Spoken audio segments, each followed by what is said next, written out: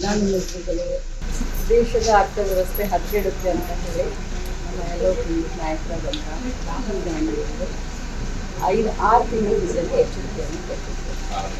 ದೇಶದ ಅರ್ಥವ್ಯವಸ್ಥೆ ಮೇಲೆ ಅನಾನುಕೂಲವಾದಂಥ ಪರಿಣಾಮ ಬೀರುತ್ತೆ, ಈಗಲೇ ಸುಧಾರಿಸ್ಕೊಳ್ಳಿ, ಇನ್ನೂ ಟೈಮ್ ಇದೆ ಅಂತ ಹೇಳಿ ಯುದ್ಧ ಶುರು ಆಗೋಕ್ಕಿಂತ ಮುಂಚೆನೇ ಕರೆ ಕೊಟ್ಟಿದ್ರು. ಆದರೆ ಅದಕ್ಕೆ ಯಾವುದೂ ಗಮನ ಕೊಡದ ಪಾಲಿಟಿಕ್ಸ್ನಲ್ಲಿ ಈಗ ನಮ್ಮ ದೇಶದ ಪ್ರಧಾನಮಂತ್ರಿಗಳು ಕರೆ ಕೊಟ್ಟಿದ್ದಾರೆ.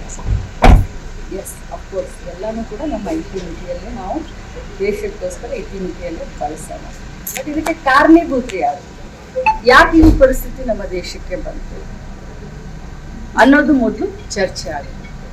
ಅವ್ರು ಕರೆ ಕೊಟ್ಟಿದ್ದಾರೆ, ಅವರು ಗಂಟೆ ಬಾರಿಸು ಅಂತಂದರೆ ನಮ್ಮ ದೇಶದಲ್ಲಿ ನಾವು ಗಂಟೆ ಬಾರಿಸ್ಬೇಕು, ಅವರು ಚಪ್ಪಾಳೆ ತಟ್ಟು ಅಂತಂದರೆ ನಾವು ಚಪ್ಪಾಳೆನ ತಟ್ಟಬೇಕು, ಅವರು ಪೆಟ್ರೋಲ್ ಡೀಸೆಲ್ ಜಾಸ್ತಿ ಬಳಸಬೇಡಿ ಅಂತ ಹೇಳ್ತಾ ಇದ್ದಾರೆ, ಅದನ್ನೂ ಕೇಳೋಣ, ಬಂಗಾರ ಖರೀದಿ ಮಾಡಬೇಡ ಅಂತ ಹೇಳ್ತಾರೆ, ಅದನ್ನು ಕೇಳೋಣ. ಬಟ್ ನಮಗೆ ಬರೀ ಹೇಳೋದಾಯ್ತು, ನೀವು ಅದನ್ನು ಮಾಡಿ, ನೀವು ಇದನ್ನು ಮಾಡಬೇಡಿ ಅಂತ ಹೇಳೋದಾಯ್ತು.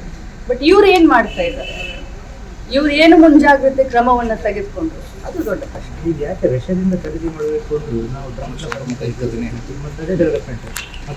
ನೀವು ನೋಡಿದ್ದೀರಲ್ಲ ಮಾಧ್ಯಮದಲ್ಲೇ ನಮಗೆ ತೋರಿಸಿಲ್ಲ ಯಾವ ರೀತಿ ಟ್ರಂಪ್ ಅವರು US ಯಾವ ರೀತಿ ನಮ್ಮ ಪ್ರಧಾನಮಂತ್ರಿಗಳನ್ನ ಕಂಟ್ರೋಲ್ ಮಾಡ್ತಾ ಇದೆ ಅನ್ನೋದನ್ನ ತಾವೇ ಮಾಧ್ಯಮದಲ್ಲೂ ತೋರಿಸಿ